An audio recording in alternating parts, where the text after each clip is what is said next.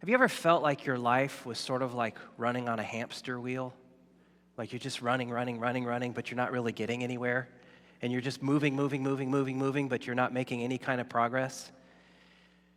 When I was in college, right after I graduated from high school, I moved to Colorado and I went to college. And I went with a lot of, well, not a lot of things, because my parents actually put me on an airplane with a one-way ticket and said, good luck out there. And so I didn't have a whole lot of stuff, but one of the things that I brought with me was a sleeping bag, because I knew I would be doing some camping and backpacking. And so I remember this one weekend, I went with with several friends. We went up to this cabin in the mountains, and I took my sleeping bag with me.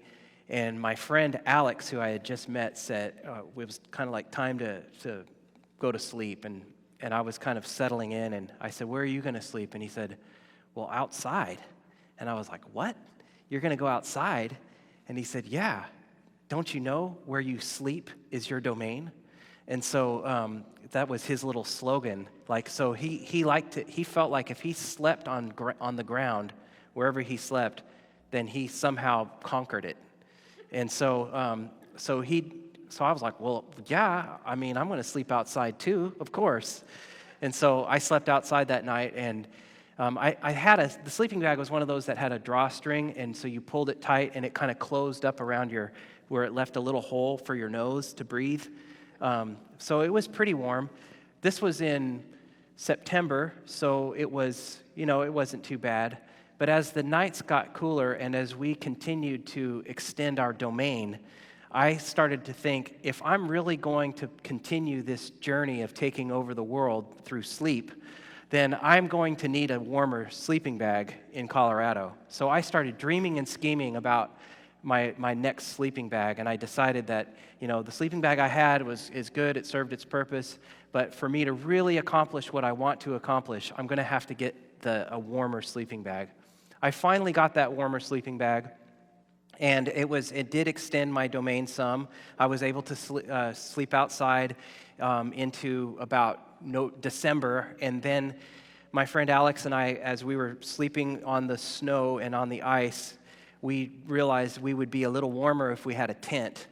So we started dreaming and scheming about getting a tent. And, I felt like, the sleeping bag that I got, it's warm, it's nice, but for me what I really need in order to do the things that I want to do as I dominate the planet through sleep, I'm going to need a tent. And so I finally got a tent, and that was really great all through college. I mean, I was with that tent and that sleeping bag, I could basically sleep anywhere. So, I mean, I was a force to be reckoned with in terms of this philosophy that where you sleep is your domain. So fast forward several years, I graduated from college, I moved to Houston. I eventually met Amy, and we married in 1998. And we did a few trips where we slept in the tent, and that all worked out fine. And so, continued to dominate the planet, at least in the state of Texas. And then we were given an opportunity to go to New Hampshire so that I could study violin making. So we went up to New Hampshire, and we would be staying in New Hampshire for a month and a half. And so my plan was, we would sleep in the tent. I mean, I can extend my domain into New Hampshire. And so the first night that we were in New Hampshire, we set up the tent, we got inside, and about 2 hours into it, there was this terrible lightning storm.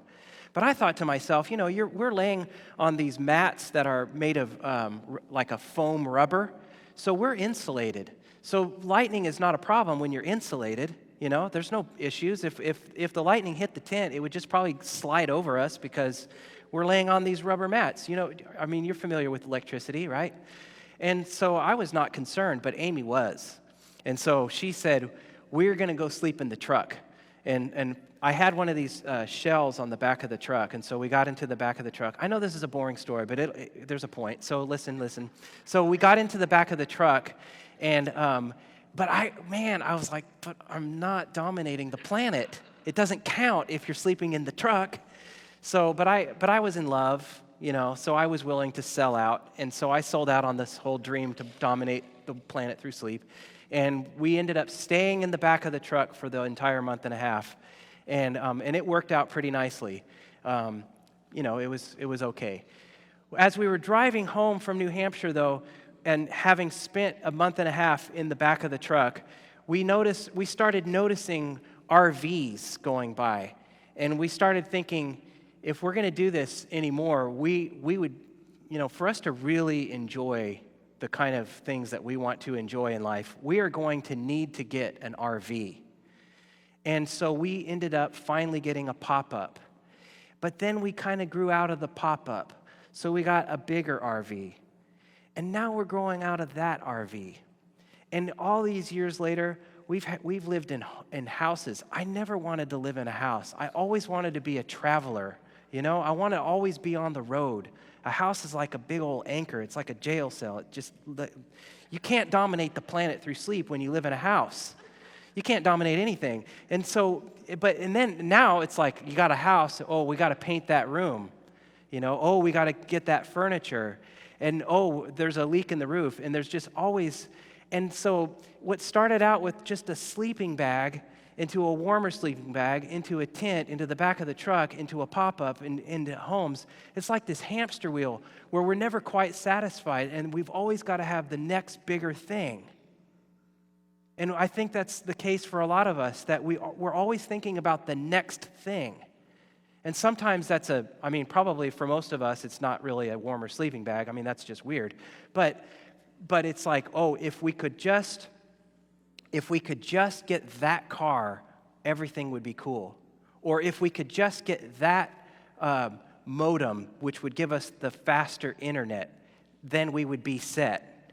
If we could just pay off that debt, if we could just graduate from school, if we could just, and we're always looking to that next thing. And the problem is that once we finally accomplish that thing or we acquire that thing, then we're on to the next thing. And what we thought was going to satisfy us actually doesn't satisfy us because we get it and we feel satisfied and happy for like 15 minutes, but then pretty soon we're back on the hamster wheel running. You know what I'm talking about? In the Gospel of Mark, in the 8th chapter, Jesus is talking with his disciples, and they're in this place that's called Caesarea Philippi. Caesarea Philippi was this place where there's a spring coming out of the side of a mountain, and it's really lush.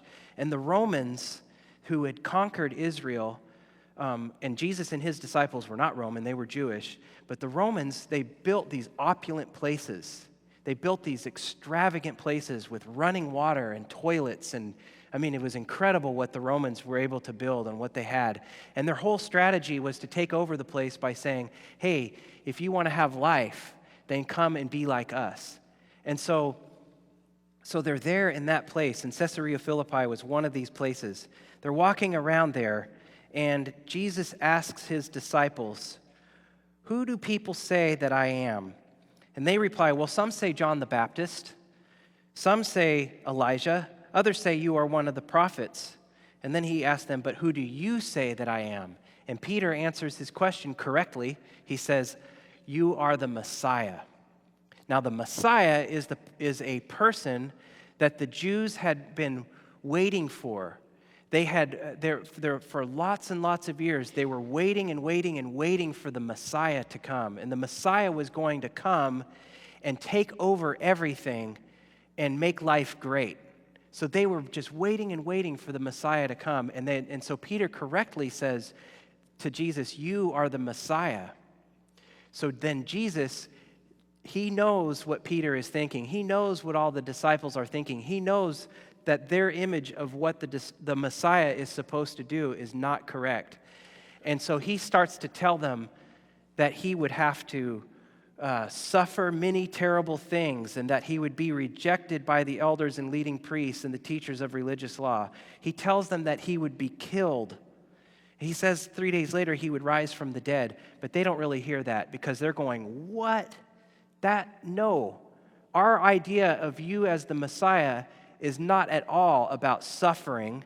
It's not at all about being rejected. It's not at all about death. That's craziness. And so Peter actually takes Jesus to the side and he reprimands him And so he's probably saying, wait, Jesus, you got this. No. Yes, you are the Messiah, but no, the Messiah is not supposed to suffer and die. The Messiah is supposed to take over. And Jesus knows what Peter is thinking because Peter had been thinking, if only then the Messiah would come, then we could have everything that we had dreamed of. If only the Messiah would come, then we could have all of the power. We could have all of the dominion. We would dominate the planet because, hey, we've been following this guy carefully and closely for 3.5 years, so we're going to get in on this deal. And so Peter is like, no, Jesus, that can't be. But Jesus says to Peter, get away from me, Satan. You are seeing things merely from a human point of view, not from God's. The human point of view says, if I get that, or if I accomplish that, then I'll have satisfaction. God's view is totally different. Peter had the human point of view. Once the Messiah comes into power, he'll give me everything I want and everything I need. He'll give my family all of everything that we want and everything that we need. Jesus says, no, you're seeing things from a human point of view.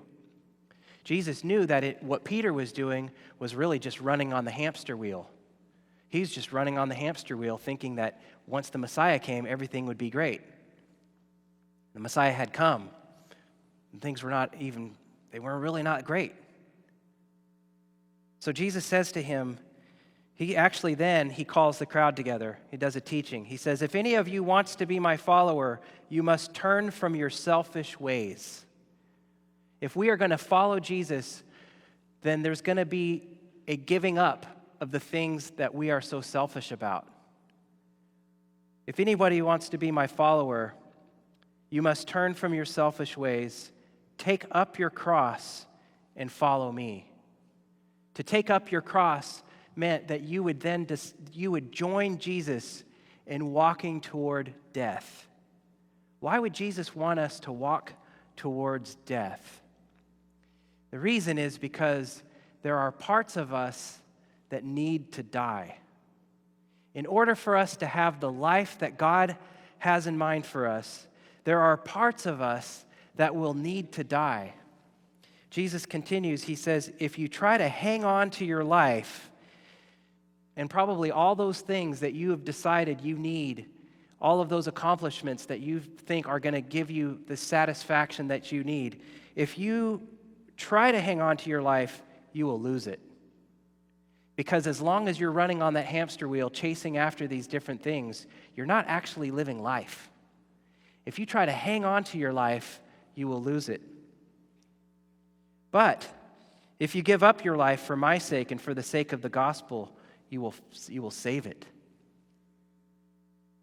If you give up your life, if you give up the hamster wheel, you will actually save your life. You will actually find real life. And what do you benefit if you gain the whole world but lose your own soul? I mean, the hamster wheel thing is kind of crazy because there's these escalating things. What starts out as a sleeping bag moves on to a tent, moves on to an RV, moves on to a house, moves on to a ranch, moves on to a country, moves on to a planet, and yet you're still not satisfied. And in the process of that, you'll probably lose your soul because while you're chasing after all of those things, you're not actually living life in the moment. You can't be thinking about what you're about to get and live life at the same time. As you're living in the future of what you want to accomplish or what you want to have, you're missing out on what's going on right around you. And so this hamster wheel life, it robs you of life. And so Jesus says, let it go. Let it go. If you gain the whole world and lose your soul, what good is that? What Jesus offers to us is this. If we will step off of the hamster wheel, if we will take up our cross and follow Jesus, then we can have life. Because then we can actually stop and enjoy the moment. We can actually stop and enjoy the people around us.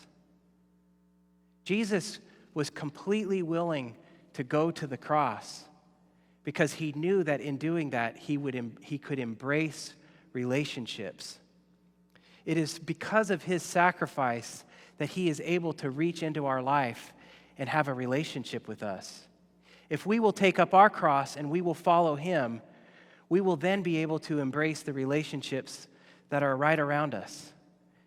We can't embrace those relationships as long as we're chasing, as long as we're spinning around on the hamster wheel.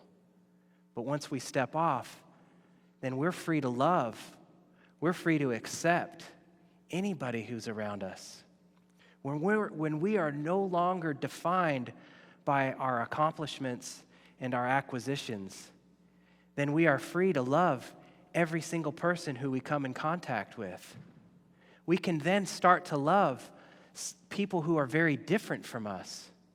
We can love people who have a different skin color. We can love people who have a different status, so-called status. We can love people who have a different sexual orientation because we're no longer bound up in this whole hamster wheel thing. We can be in the moment. We can really be with people. If we want to find life, then we got to let all of that stuff that we are so driven by die. Pick up your cross and follow Jesus. And if you do, you will find life. Let's do it. Amen.